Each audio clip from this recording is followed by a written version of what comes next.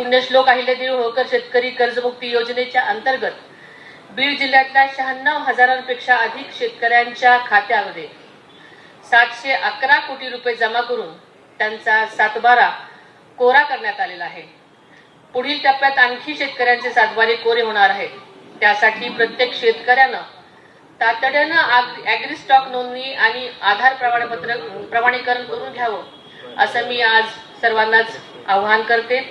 2025-26 मध्ये अवकाळी पाऊस आणि अतिवृष्टीमुळे बाधित झालेल्या शेतकऱ्यांसाठी शासनानं 1,459 कोटीचं अनुदान मंजूर करण्यात आलं आहे।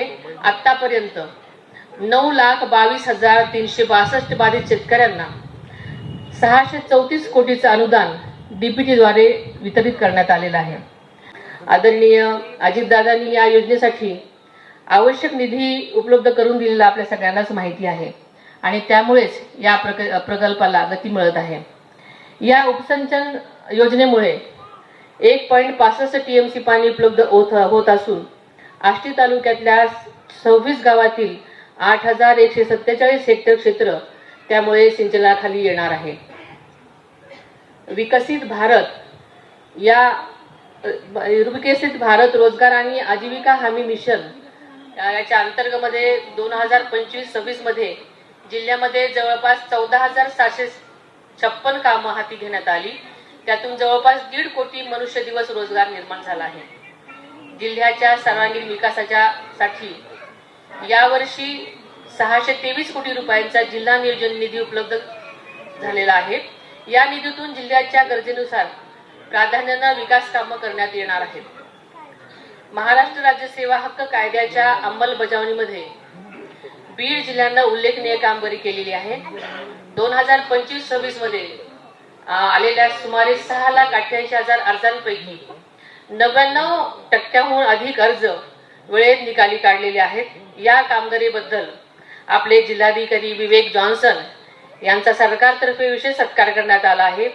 मी त्यांच्यासह सर्व जिल्हा प्रशासनाचं मनापासून कौतुक करते, अभिनंदन करते। छत्रपती शिवाजी महाराज राजस्व समाधान शिबिर या अभियानाच्या माध्यमातून 1,40,000हून अधिक नागरिकांना विविध योजनांचा थेट लाभ मिळालेला आहे। सुनेत्रा पवार यांनी शेतकरी बांधवांसाठी कर्जमाफीची एक महत्त्वपूर्ण अपडेट या व्हिडिओच्या माध्यमातून दिलेली आहे। संपूर्ण कर्जमाफीचं जे वचन त्यांनी दिलेलं होतं, दादांचा शब्द होता की सातबारा कोरा करण्यात येईल, त्याला देखील सुरुवात आम्ही केलेली आहे आणि त्यांच्या जिल्ह्यापासून त्यांनी सुरुवात केली आहे। त्यामध्ये त्यांनी सांगितलं की सातबारा आम्ही इथे कोरा केलेला आहे, आता सर्व ठिकाणी सुद्धा हा सातबारा कोरा होणार आहे। कारण शेतकरी बांधवांना आधीच जाहीरनाम्यामध्ये आश्वासन केलं होतं की कर्जमाफी नाही तर संपूर्ण तुमचा जो सातबारा असणार तो कोरा करणार आहे, अशी घोषणा त्यामध्ये केलेली होती आणि त्याला देखील आता सुरुवात करण्यात आलेली आहे। यासोबतच शेतकरी बांधवांचे अनेक प्रश्न होते, त्यांनी या व्हिडिओच्या माध्यमातून मांडलेले आहेत। 15 ऑगस्ट निमित्त झालेल्या या कार्यक्रमामध्ये त्यांनी महत्त्वपूर्ण अपडेट शेतकरी बांधवांसाठी दिलेली आहेत। त्यासोबतच काही महत्त्वपूर्ण योजना होत्या, त्या योजनांबद्दल देखील त्यांनी या व्हिडिओच्या माध्यमातून संपूर्ण तरतूद ही केलेली आहे।